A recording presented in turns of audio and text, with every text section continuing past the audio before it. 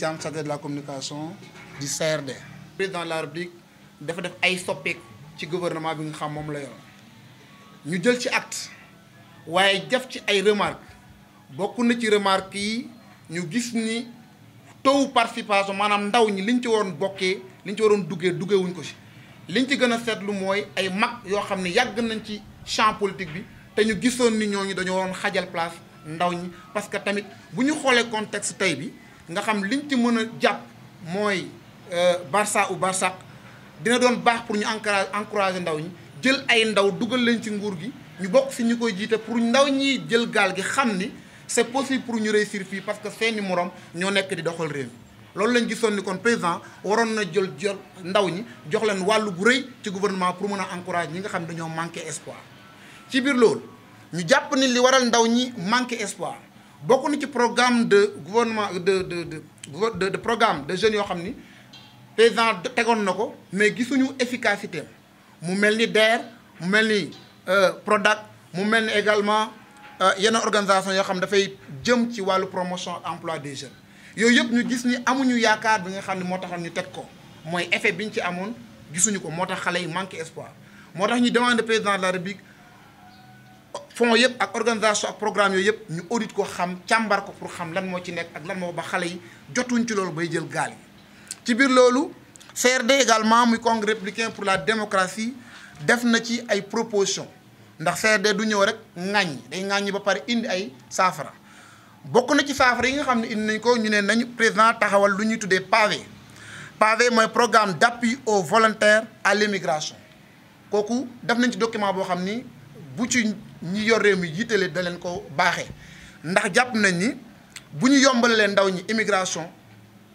organiser ak négocier jàpp leen encadrer ñu dem légalement dina wàññi vraiment mbëkk mi. ñaareelu programme bi nga xam ni CRD proposé na ko bokk na ci le FACI mooy le fonds d'appui au secteur informel loolu également document lañ ci def boo xam ni bu président ak ñi nga xam ñoo yor secteur boobu rawatina ministre bees bi nga xam moom teg na ko bu ñu jegesee dañ ko defal propos yi nga xam ni def nañ ko ci. waaye CRD mënul def njàngat yooyu ba mu jeex te waxul ci lu yëm ci njàngale mi ne ku ne xam ne ni école bi door na tey jëm ci personnel administratif bi tey ñoom ubbi nañu semaine bee ñu jëm xale yi war a ubbi ñu jàpp ni année bii ñu génn amoon na ay tolof-tolof te li ko waraloon nekkul lenn lu dul mbas mi fi jaar ñu koy wax Covid-19 ba tax yàlla dogal na classe examen yi ñoom sauvé nañ leen mais mu def li ñuy tuddee classe intermédiaire mais classe yi dox ci diggante bi yooyu jeexlu ñoon seen programme ba tax quantum horaire bi gàllankooru na ñu ne nguur Sénégal rawatina ministère bi nga xam ni moo yor wàllu njàngale mi CRD defal na ko ay proposition bokk na ci na jël ñetti weeri njëkk yi jagleel ko lu ñu tuddee remédiation ak encadrement ak révision bañ ko yàkkamti buñ ca jógee mu saytuwaat calendrier scolaire bi parce que kenn umpalewul nii calendrier scolaire bi bëri na ay fête et que fête yu ci bëri war nañ ko mën a wàññi ba nga xam ne lu mënta ñàkk rek mooy doon fête yokkaat as lëf également ci année scolaire bi nga xamante ni mooy 2020 2021 ci biir loolu jàngalekat yi ci seen xarañte ak seen cawarte bu weesoo heure yi nga xamante ni moom la yoral nguur gi am na ay heures yu ñuy def ñu tuddee ko des cours de renforcement di ko def ñu koy tuddee xarmat wala nu mu tudd loolu ñu ne na ko état bi saisir occasion boobu encadré jàngalkat yi jël loolu en charge def ko ay heures supplémentaires di leen ko fay bu ko defee dinañu relever le défi vraiment de la qualité. mooy mu gaawantu parce que gis nañ jamonoy amoon nañ lël fan yi ñu génn fële ca Saly mais ñu bañ a yem ci ay lëlu waxtaan rek te bañ a appliquer accords yi ndax kenn umpale woon ni at mi weesu naroon na gàllankooru ci yu mel noonu ndax saa su ne li koy waral mooy non respect des accords dañoo syndicat yi dañoo wéeroon seen ngànnaay ndax mbas mi waaye nag du ñu dàq ni mën nañ ko jëlaat ci mbas mi jàllee parce que la taxoon ñu wéer ko ba léegi jógewu fi mu mel ni lenteur administrative yi nga xam ni jàngalekat dañ koy jànkoonteel état bi war na jël saafara bu baax a baax ba ku ci nekk sa carrière état bi ju lijjanti ko balaa dara xew li ñuy gis saa su ne muy am ay problème ci paiement des copies bac et autres là les examens les déplacements nañ koo teel a régler parce que tamit da ngay fagaru avant dara di xew munoo bàyyi ba mu mbir mi ñëw rek ngay ñëwaat di négocier waat te yooyu ay source de grève lay doon kon daal ñu ngi ñaan état bi ñu anticiper sur certaines choses quoi. mesures barrières yi am nañ ci problème parce que bu fekkee 4 millions d'élèves nga bëgg leen ni nañ respecter mesures barrières yi te bu ñu defee seetlu bu ndaw xale yi doon def examen rek pour ñu respecter mesures barrières yi problème la woon à plus forte raison vague bii di ñëw nga xam ne moo ëpp fuuf boobaa nag ñu ciy woo état bi ak parents d'élèves bi ku ci nekk bay ci sa waar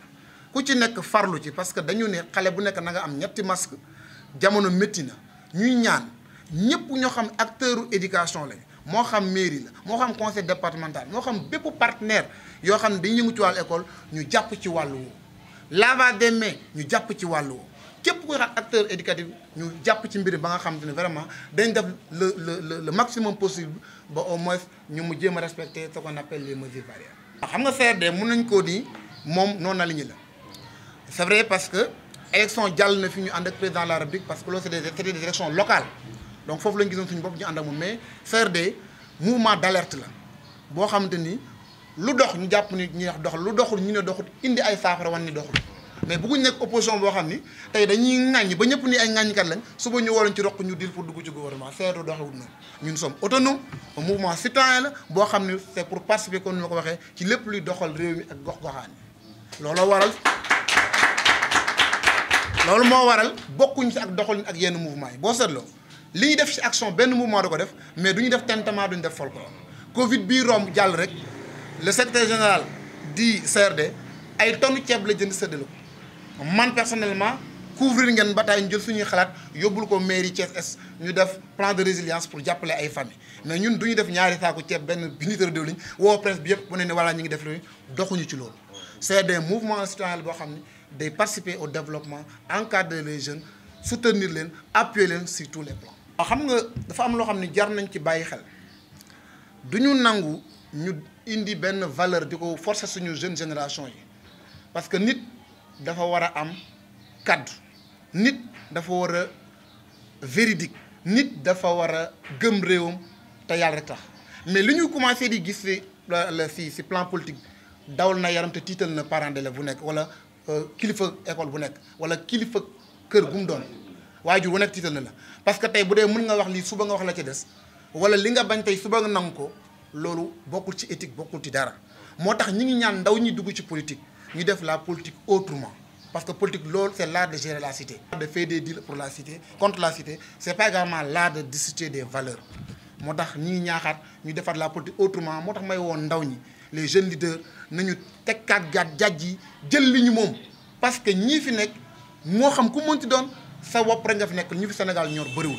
peut-être président de la République jaana wàcc na parce que moom liñ dëkkoon diggam ba léegi ca la nekk xëy na kay ña bàyyi seen liñ dëkkoon ñu fekk si que bu ñu am ñu reproché ñooñu la ñu reproché mais président de la République lam nekkoon moom vraiment loolu la moo nekk parce que ki ku yor nguur sa yitte mooy fexe ba li nga yor noo ko gën a ñoŋale mu gën a jëm ca kanam kon amul lu ñu ko mën a wax. Le CRD, Congrès républicain pour la démocratie, en tant que mouvement citoyen, a comme objectif de participer pleinement et activement à la bonne marche du pays et à son rayonnement. C'est pourquoi, analysant la situation actuelle, le CRD a pris acte de la mesure prise par le chef de l'État, Son Excellence, Monsieur le Président de la République, Macky Sall, en remaniant son gouvernement ce dimanche 1er novembre 2020. Un remaniement où nous avons relevé un faible taux de participation des jeunes dans ce contexte où nous assistons à la recrudescence du phénomène de l'immigration clandestine, appelé Barça ou Barça. Le CRD attendait la promotion de la jeunesse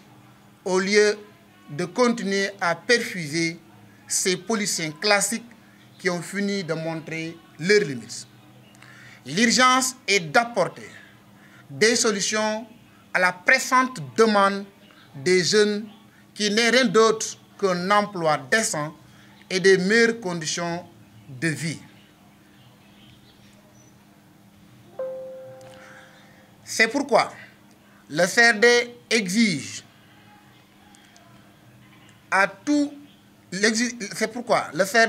l'audit de tous les programmes relatifs à l'emploi et à la promotion des jeunes,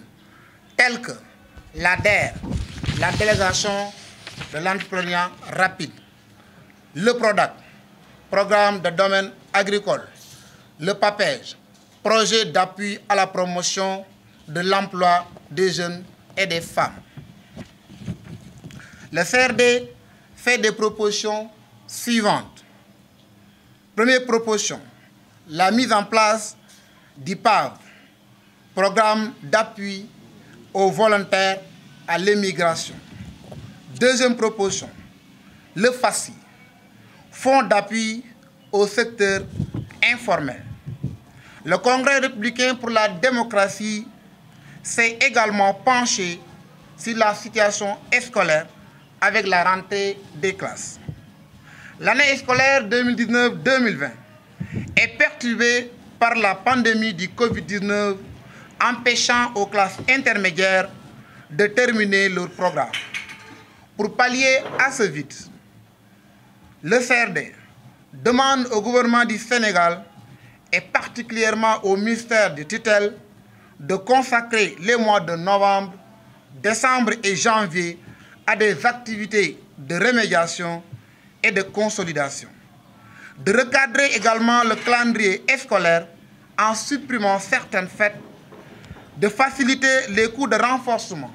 généralement organisés par les enseignants en dehors des heures de classe et en assurant la rémunération des heures supplémentaires. Tout simplement, je voudrais attirer l'attention des partenaires socio-éducatifs de veiller à ce que vraiment l'irréparable se produise. Parce que vous n'êtes pas sans savoir que l'année 2019-2020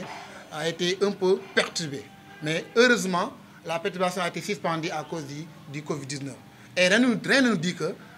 l'année scolaire 2020-2021 pourra également subir le même sort. C'est pourquoi nous appelons l'État du Sénégal à respecter les accords, à veiller sur la carrière des enseignants et également à faire son rôle pleinement dans ce secteur-là qui est un secteur clé du développement. Sans quoi, les jeunes continueront tout simplement à utiliser le bachar et le bachar comme arme. Vous n'êtes pas sans savoir, récemment, la dernière vague des personnes qui ont tenté à faire l'immigration, nous avons noté la présence de 3 étudiants. Ça, ce n'est rien d'autre qu'un signe de désespoir. Les barrières également, nous ne sommes pas rassurés. Parce que si nous partons tout simplement de la base des élèves qui ont fait les examens passés, ils n'ont pas eu également la chance d'avoir le maximum possible de commodité pour respecter les mesures barrières. Il n'y avait pas suffisamment de masques, il n'y avait pas suffisamment de lavages, il n'y avait pas suffisamment également de désinfectants. C'est pourquoi, si nous attendons 4 millions d'élèves, est-ce que les autorités seront prêtes à accompagner ces 4 millions d'élèves? C'est pourquoi nous demandons les municipalités, les conseils départementaux, l'État du Sénégal, tous les partenaires à appuyer en matériel, en masque, en lavage et au matériel désinfectant à tous les élèves et ne pas attendre tout de l'État du Sénégal. Le président de la République, il est dans son rôle. C'est pourquoi nous avons dit que nous prenons acte de ce remaniement. Mais tout simplement, ça c'est du côté du président de la République, mais également nous prenons acte du côté des gens également qui ont dénié. C'est-à-dire que les gens qui sont revenus dans leurs propos. C'est pourquoi nous sommes un peu sceptiques dans l'avenir de ce pays. Si quelqu'un aujourd'hui, en tout cas, change de parler comme il change de veste, il y a de quoi avoir peur.